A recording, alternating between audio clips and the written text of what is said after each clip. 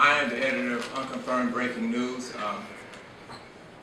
Our news site is read in about 20 different countries. Every day we have funny news stories. All politicians are fair game as far as we're concerned. So if you get a chance, I left some information over there. You can log in our website, log in, check it out every day, tell your friends. I also not only do stand-up comedy, I also lecture on 3 subjects that are important to me. The validity of the Bible, American Christian history, and the Bible versus evolution. So those 3 subjects. So if you get a chance, pick up the flyer, get some information about me, and if you like what I got to say, find somebody, create somebody in Brooklyn. Okay, couple of things I just found out a few minutes ago. Mary and Barry called, said he won't be here tonight. He said he does not go to any functions that unless they guarantee there won't be any random drug testing. And Nancy Pelosi also called, said she couldn't make it due to some mechanical problem on the landing gear on her broom. Nancy Pelosi. There is a character for you. You know, I would have a lot more respect for her if she was honest and more honest about Obamacare. I mean, she was going around the country saying that she was really concerned about people not having medical care. And we know the real reason why she did that is because she had inserted in that bill, all senators get free Botox for life. I mean, she got voted the most expressionist senator in U.S. history. And she always looked like she had, you know, her expression always looked like she just witnessed a murder. I'm not a big time Nancy Pelosi fan, but I would think one would have a clue that she's shooting too much of that stuff in her forehead when she blinks once every 3 days. But here's my real question about Nancy Pelosi. Is Nancy Pelosi the white Maxine Waters, or is Maxine Waters the black Nancy Pelosi? Now look, I don't want to advance any conspiracy theories, but to my knowledge, no one has ever seen Maxine Waters and Nancy Pelosi at the exact same time, so draw your own conclusions. Maxine Waters, now there's a real character for you. She says the Tea Party is going to go straight to hell, and she's going to send them there. Really, Maxine? Can you really do that? I mean, I've been a Christian about 20 years, and to my knowledge, only God had that power. However, my Bible is 20 years old. Maybe during that time, the Teamsters renegotiated a contract with God, and I give Maxine Waters that power. And not to be outdone, Congressman Andre Carson from Indianapolis says the Tea Party wants to see blacks hang from trees. You know, I gotta wonder about this. It seems to me in the CBC, it's like a contest. Who can make the most idiotic, incendiary comment? Because they know when they make comments like that, they know it's going to attract people like Jesse Jackson. Now, as long as Alan West is in the CBC, it's going to be called the Congressional Black Caucus. If you ever leave, they're going to call it the Crazy Black Corporation.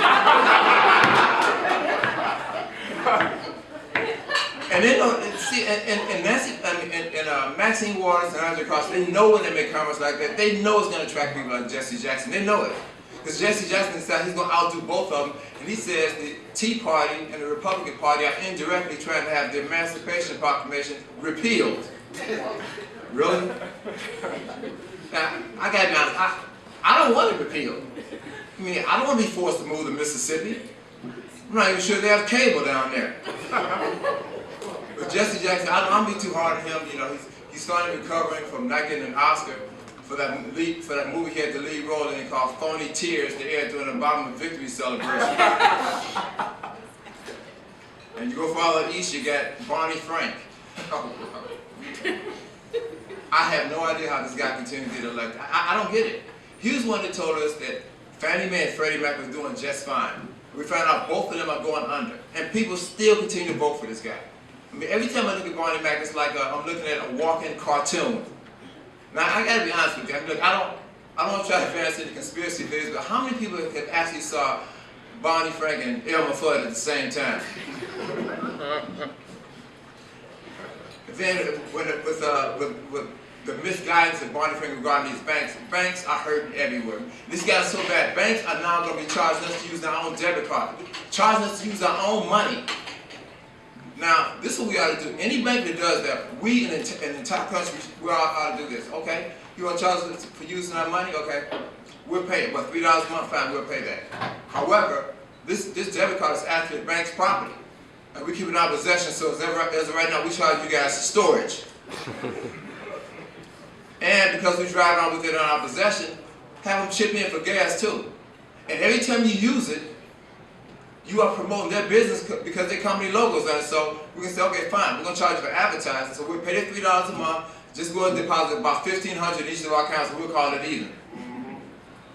I mean, the economy, people are hurting everywhere, even Walmart. About 10 years ago, people who graduated college, they would kind of look down at people who work at Walmart. Now, college graduates look at Walmart employees with envy. I had a friend of mine went to Walmart a few weeks ago and said, hey, you guys still got that opening in the frozen food section? The store man said, oh, I'm sorry, we filled that position this morning with a valedictorian from Harvard.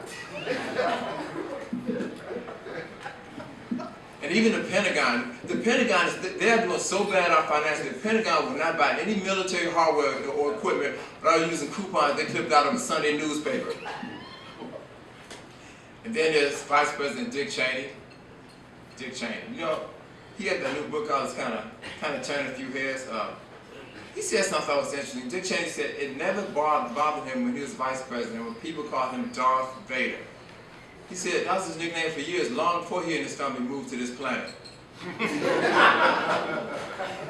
And every time I think of Dick Cheney, I think about rapper 50 Cent. And when I think of both of them, I think of that line out of that song, Fame, where it says, I'm gonna live forever. Now think about it. Dick Cheney had 5 heart attacks. Rapper 50 Cent got shot 9 times. I believe they are going to live forever. I totally believe that. 5 times, 9 bullets.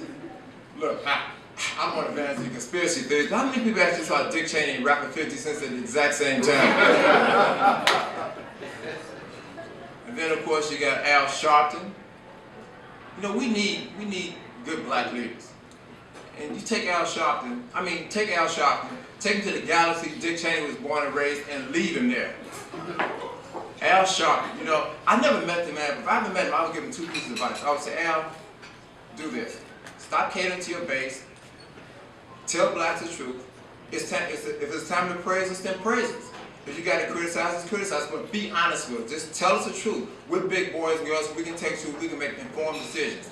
And the second advice I'll give him is, dude, why don't you start wearing your hair that wasn't popular during the Carter administration? Then you go to Nevada, which is where I live right now. You got Harry Reid, and how he got elected last term, nobody can figure that out. I mean, I'm surprised he got elected after he got diagnosed as having, well, I'm not sure the English translation is, but in Latin it's called corruptus politicius. See, I'm not for forcing people to retire because of their age, except in his case. I mean, this guy was around when the Louisiana Purchase was still in escrow. Then we got our President Obama.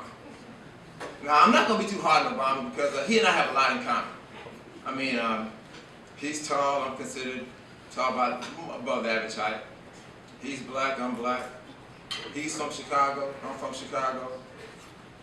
I owe $1,400 on my credit card. He owes $14 trillion on his. But you know, Obama he's done the same thing that a lot of presidents have done in the past. Obama says, but however, one thing that he shouldn't do is continually blaming the Bush president. That's got to stop. You know, it should be some time limit when a new president can blame the old president. Obama is blaming the Bush from everything from the economy up to his inability to quit smoking.